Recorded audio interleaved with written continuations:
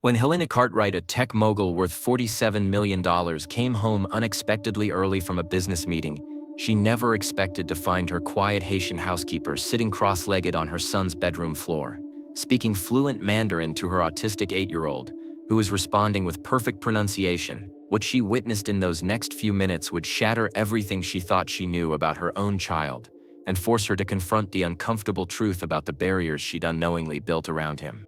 But before we dive into this incredible story of unexpected connection and transformation, let us know in the comments where you're watching from. And don't forget to like, share, and subscribe to the channel. Because tomorrow, at the same time, we'll bring you another story of resilience and hope that you won't want to miss. Helena's designer heels clicked against the marble floor of her Manhattan penthouse as she hurried toward her home office, her phone buzzing with urgent messages from Tokyo. The merger deal that had consumed her week had hit another snag, and she needed to retrieve crucial documents before her evening conference call. She was halfway up the curved staircase when an unfamiliar sound stopped her cold. Laughter. Children's laughter. But not just any laughter. Oliver's laughter. A sound she realized she hadn't heard in months. Helena followed the sound down the hallway, her heart racing. Through Oliver's partially open bedroom door, she glimpsed something that made her freeze in place.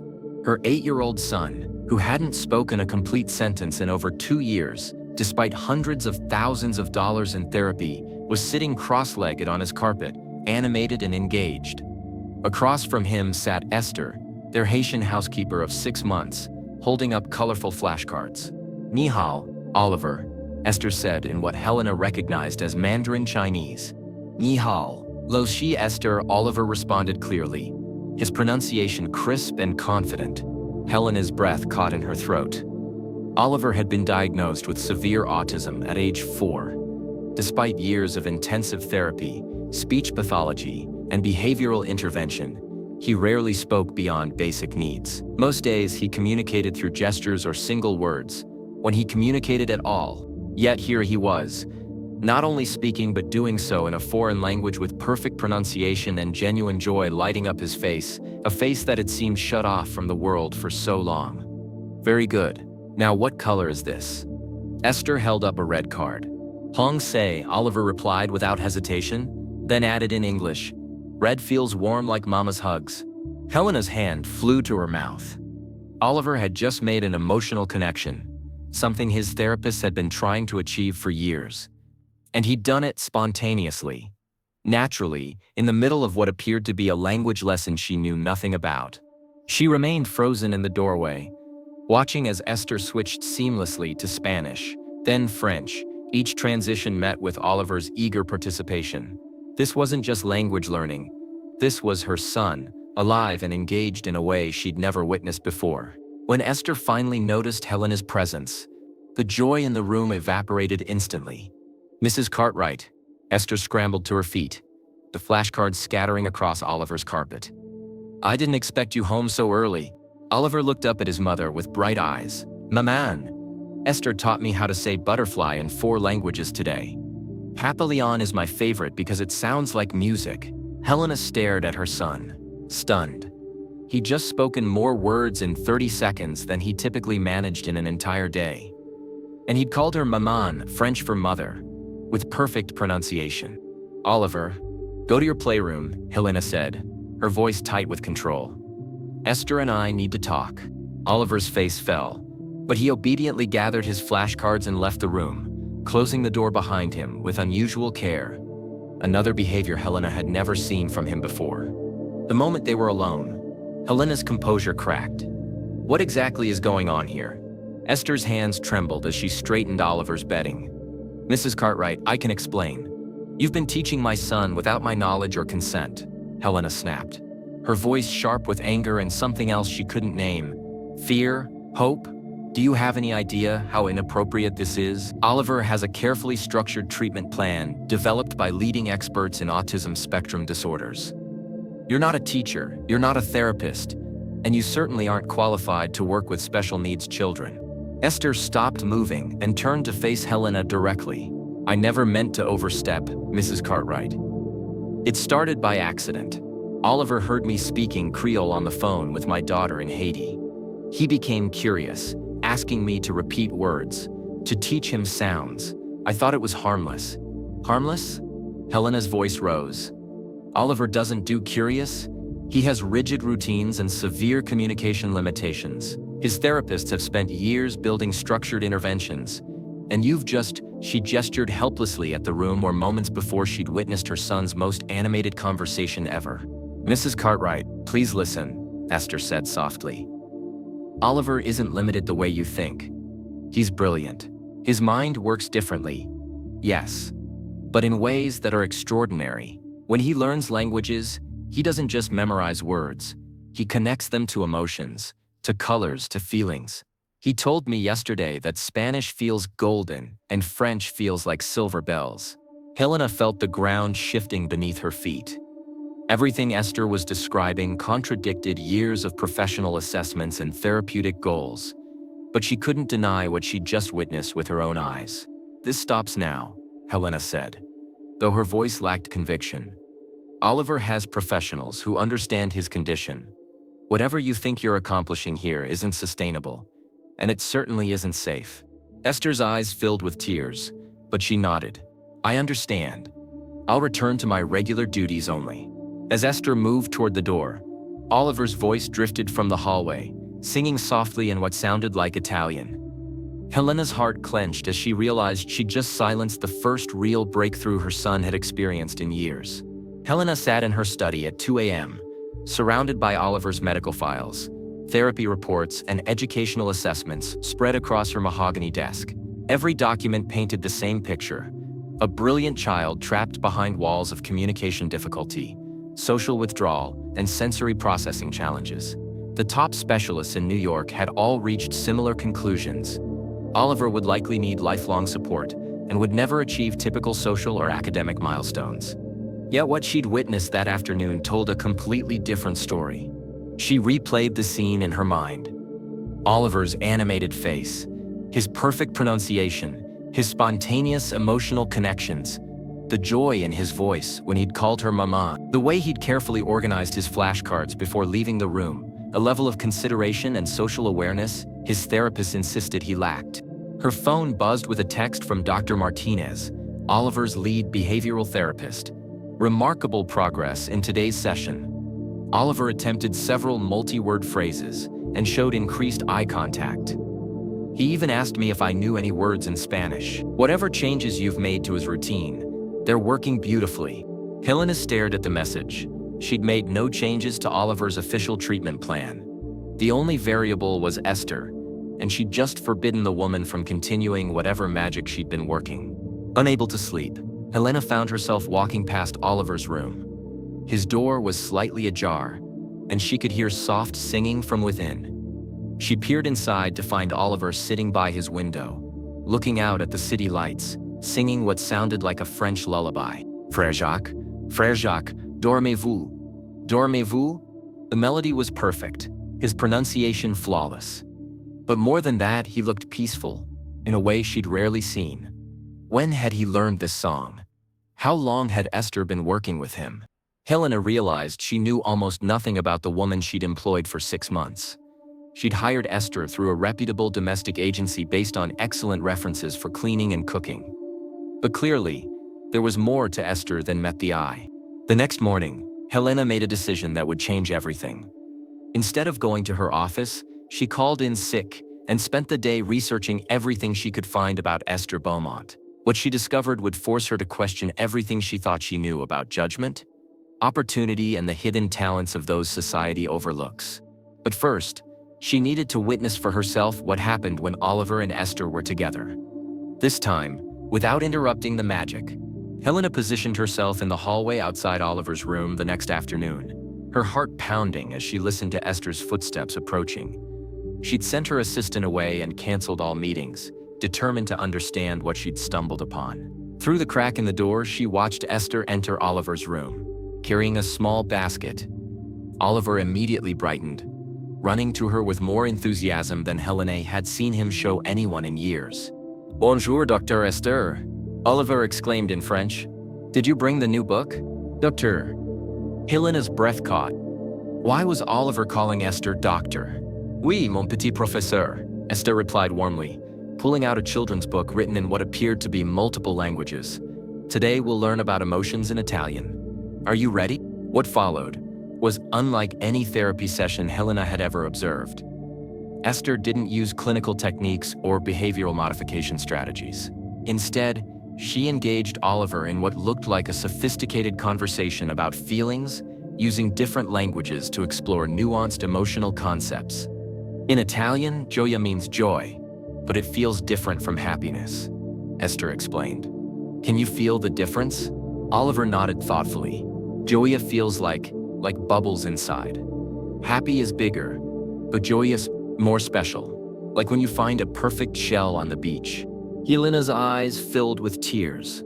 Oliver was not only processing complex emotional concepts, but articulating them with a sophistication that surpassed many neurotypical children his age. Excellent. Now, how do you think someone feels when they're nostalgico? Sad, but not really sad, Oliver said immediately. Like when you miss something good that happened before. Like when I think about Papa before he went to heaven. Helena had to grip the doorframe to keep from gasping. Oliver had never spoken about his father's death 2 years ago. Not to her, not to any of his therapists. They'd all assumed he didn't understand what had happened. That's exactly right, Oliver. You have such a wise heart, Esther said gently. Should we draw what nostalgico looks like? Oliver nodded eagerly and began sketching in a notebook, detailed, expressive drawings that showed an artistic ability Helena had never known he possessed. As he drew, he chattered freely in a mixture of languages, his thoughts flowing in a way that defied every assessment she'd ever read about his cognitive limitations. After an hour, Esther began packing up her materials. Same time tomorrow, mon petit génie? Will you teach me Russian next week? Oliver asked hopefully.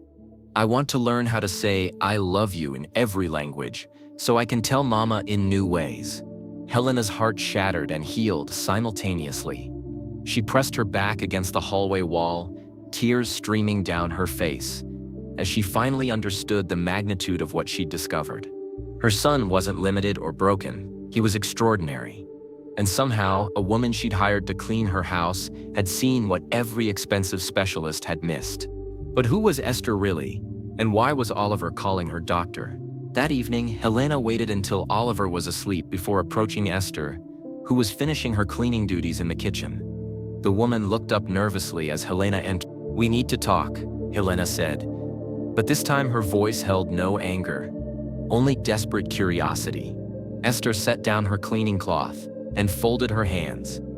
I know what you're gonna say, Mrs. Cartwright. I promise I'll stick to housework from now on. Actually, I want to know why my son calls you doctor. Esther's face went pale. She looked toward the door as if calculating whether she could escape, then seemed to make a decision. Her shoulders straightened, and for the first time since Helena had known her, Esther looked her directly in the eye. Because in Haiti, I was Dr. Esther Beaumont. I held a PhD in special education from the Sorbonne and a master's in linguistics from the University of Haiti. I was the director of Port-au-Prince's premier special education center, specializing in autism spectrum disorders and language development. Helena sank into a chair, stunned. Then why are you working as a housekeeper? Because when the earthquake hit in 2010, I lost everything. Esther's voice broke slightly. My school, my home, my research, and my 8-year-old daughter, Marie. She was autistic, brilliant, beautiful, just like Oliver. She died when our school building collapsed. The kitchen fell silent, except for the hum of the refrigerator. I came to America with nothing, Esther continued. No recognized credentials, no money to repeat my education, no connections. The only work I could find was domestic service. But I kept hoping I'd find a child who needed what I could offer. When I met Oliver, I saw Marie's spark in his eyes. I couldn't help myself. Your qualifications, Helena began, mean nothing here without American certification, which requires money I don't have and years I can't afford to spare. I'm 48 years old, Mrs. Cartwright. Starting over isn't easy at my age, especially when you're grieving. Helena felt ashamed of her assumptions, her prejudices, her failure to see the extraordinary woman who'd been caring for her son. Why didn't you tell me? If I'd known your background, would you have believed me? Esther asked with a sad smile. A Haitian woman claiming she could help your son when American experts had failed? Or would you have seen me as a threat to your world? Helena wanted to deny it, but honesty compelled her to remain silent. She knew the answer, and it shamed her. Oliver is gifted, Mrs. Cartwright. His autism isn't a limitation. It's a different way of processing the world that allows him to see patterns and connections others miss. In Haiti, I worked with many children like him. They don't need to be fixed. They need to be understood and given the right tools to shine. Before Helena could respond, Oliver's voice echoed from upstairs. Mama, Dr. Esther, I had the most beautiful dream in Portuguese. Both women looked at each other in amazement. Oliver had never called out for anyone during the night, and he'd certainly never mentioned dreaming in a foreign language. The next morning brought an unexpected crisis. Helena received a call from Oliver's school reporting that he'd had an unprecedented breakthrough during his speech therapy session, but also that he was asking for someone named Dr. Esther, and seemed distressed that she wasn't there. He's speaking in multiple languages and demonstrating cognitive abilities we've never seen before, the school psychologist explained. But he seems anxious about this Esther person. Is she a new therapist you've added to his team? Helena looked across the breakfast table at Oliver, who was quietly eating his cereal while humming what sounded like a German children's song. When had he learned German? Oliver, she said gently, tell me about Dr. Esther. Oliver's face lit up. She's magic, Mama. She helps my brain work better. She says I'm not broken, just special. She lost her little girl, who was like me, so she understands my heart. Helena's chest tightened. Oliver's emotional intelligence and empathy qualities his therapist insisted he lacked were clearly highly developed. He understood loss, connection, and healing in ways that astounded her. Would you like Dr. Esther to keep teaching you languages? More than anything, Oliver said earnestly. She says when I learn new words, I grow new pathways in my brain. She says maybe someday I can help other kids like me. That afternoon, Helena made a decision that would transform all their lives. She called Esther into her study and presented her with a proposal. I want to hire you as Oliver's private tutor and language specialist. Full-time position, benefits, and a salary that reflects your true qualifications. But I have conditions. Esther's eyes widened. Mrs. Cartwright, I don't understand. I've spent the morning researching credential recognition programs. I'm prepared to fund your certification process to have your degrees recognized in the United States. In return, I want you to develop a comprehensive program for Oliver and potentially other children like him. You would do that? Esther whispered, I've watched you accomplish in weeks what teams of specialists couldn't achieve in years. Oliver is thriving, and I've been blind to the miracle happening in my own home. Helena's voice grew stronger, but more than that, I want to understand what you see in him that others miss. Esther was quiet for a long moment. I see a child whose brain works in beautiful ways that most people don't recognize. I see potential instead of limitations. I see Marie. Then help me see it too, Helena said. Help me become the mother Oliver needs instead of the one who's been holding him back. From the doorway came Oliver's voice. Does this mean Dr. Esther can stay forever? Helena and Esther turned to find Oliver standing there with a drawing in his hands. A picture of three figures holding hands under a rainbow with words in different languages floating around them like butterflies. Forever and always. Mon pigeonnier, Helena said, using the French phrase she'd heard Esther call him. Forever and always. 6 months later, Helena stood in the sunlit conference room of the newly established Beaumont Cartwright Learning Center, watching Dr. Esther Beaumont, now officially credentialed and recognized, lead a workshop for parents and educators about neurodiversity and multilingual learning approaches. The center, housed in a renovated townhouse on the Upper East Side, served 12 children on the autism spectrum, each one thriving under Esther's innovative methods. Helena had invested $3 million in the project, but the returns were immeasurable.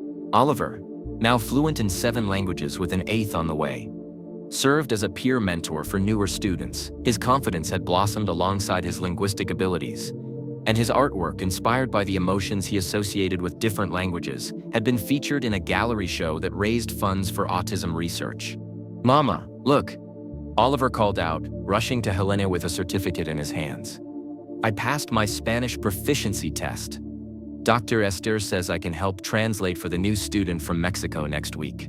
Helena hugged her son, marveling at the articulate, empathetic, joyful child he'd become.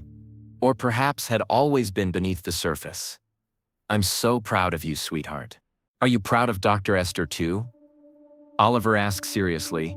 "She says you saved her from being sad forever." Helena looked across the room at Esther, who was patiently working with a nonverbal 6-year-old who'd begun communicating through signed Italian phrases. "I think she saved us, Oliver." That evening, as Helena tucked Oliver into bed, he surprised her with a question that had become routine. "What language should I dream in tonight, Mama?" "How about the language of gratitude?" Helena suggested. Oliver grinned. "That's every language at once. Merci, gracias, siete, grazie, spasibo, shukranan, asante, messi." As Oliver drifted off to sleep, Helena reflected on how a chance encounter had shattered her assumptions about limitation and possibility. She'd thought she was hiring a housekeeper, but she'd found a miracle worker. She'd thought her son was broken, but he'd been waiting for someone who could see his brilliance. Most importantly, she'd learned that the most profound gifts often come disguised as ordinary moments, and sometimes the people who can change our lives are the ones we least expect to see.